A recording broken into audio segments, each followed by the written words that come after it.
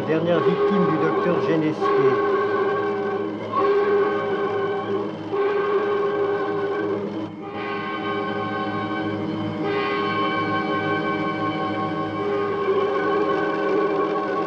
Le docteur Génessier va enterrer clandestinement cette victime dans un cimetière de banlieue.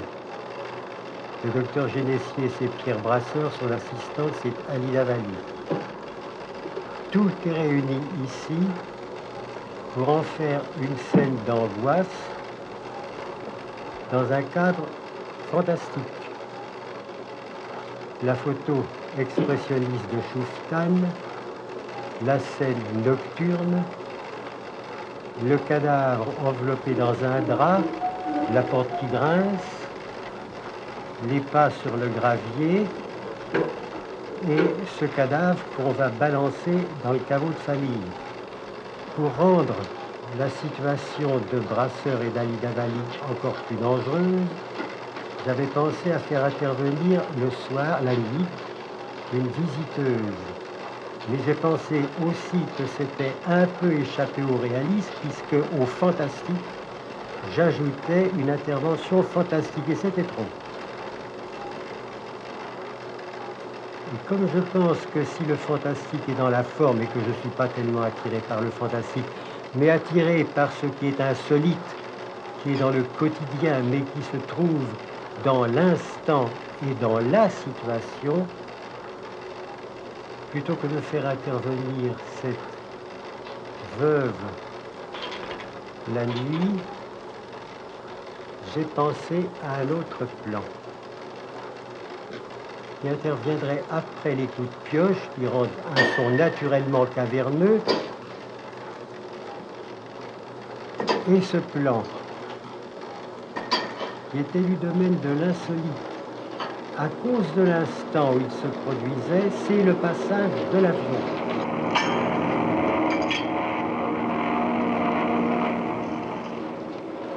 Ce qui m'intéresse donc, ça n'est pas le macabre qui précède, mais le lyrisme qui suit.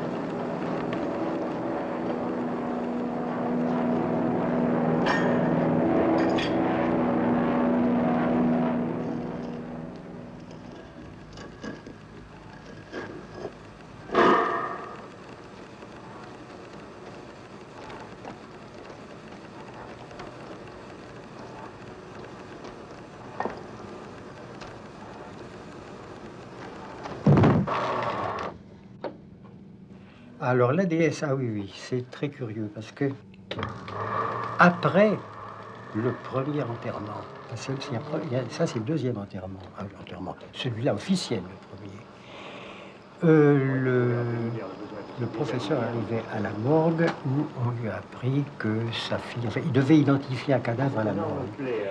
Et on se trouve dans le cabinet du médecin légiste et qui attendait l'arrivée de l'éminent docteur Génessier qui devait venir à la morgue pour éventuellement reconnaître sa fille qui avait disparu. Ah, le voilà. Et la morgue se trouve à l'endroit, à la râpée. Et il y a le métro aérien qui passe là, et on le voit. Alors il arrive à la fenêtre, il dit « Ah, le voilà », et ce qu'on voit, en fait, c'est le métro aérien.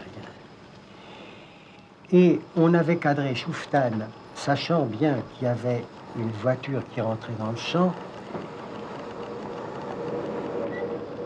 Oui.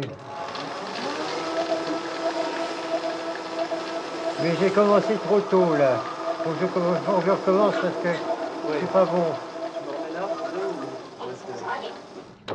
Faut que j'attende d'avoir la voiture.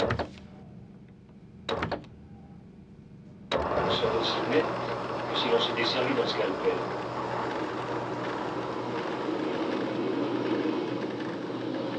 Ah, le voilà.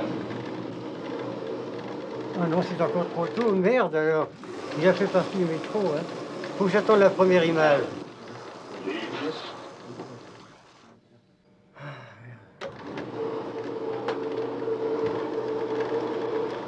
Donc, dans ce Dans la cadre-là, première version, j'avais dit à Schuften, une voiture va rentrer dans le champ.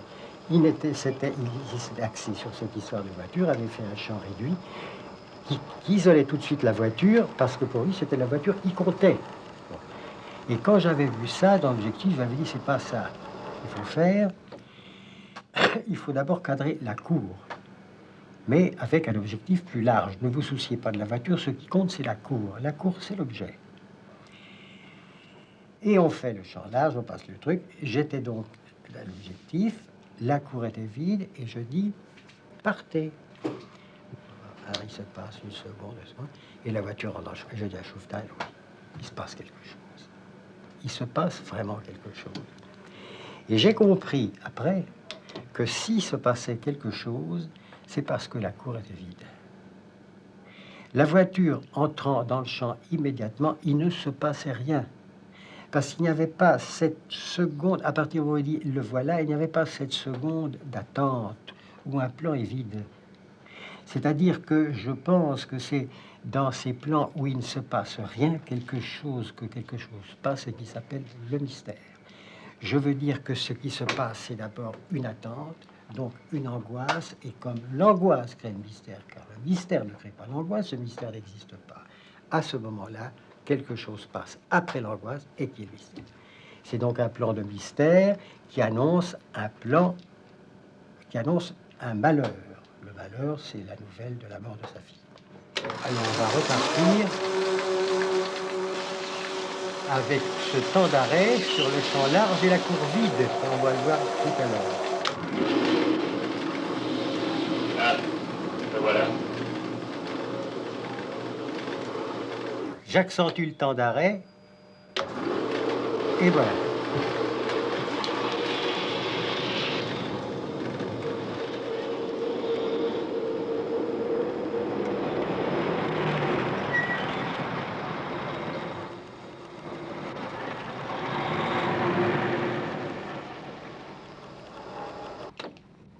C'est le silence, ça.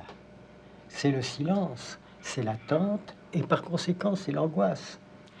Là, on est dans l'insolite, alors qu'avec la deux chevaux et tout l'attirail qu'il y a autour, au début, avec ce plan nocturne, les yeux effarés, effrayés d'Ali Davali, la voiture suiveuse, la main gantée de noir sur le rétroviseur, dans lequel on voit à l'arrière de la voiture un cadavre dans un costume d'homme qui brinque-balle et qui tombe sur la banquette. Si avec ça on ne faisait pas de l'épouvante, alors il faudrait changer de métier. Mais c'est pas ce qui m'intéresse, c'est pas ces deux chevaux, c'est cette déesse. Ah, le voilà.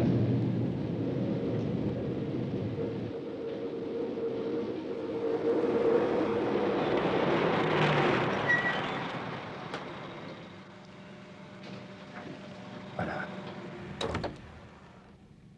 Le 5 novembre 1987, quelques semaines après l'enregistrement de ces images, Georges Franju meurt. Peu de temps auparavant, il avait résumé son credo en matière de cinéma. J'aime les films qui me font rêver, mais je n'aime pas qu'on rêve à ma place.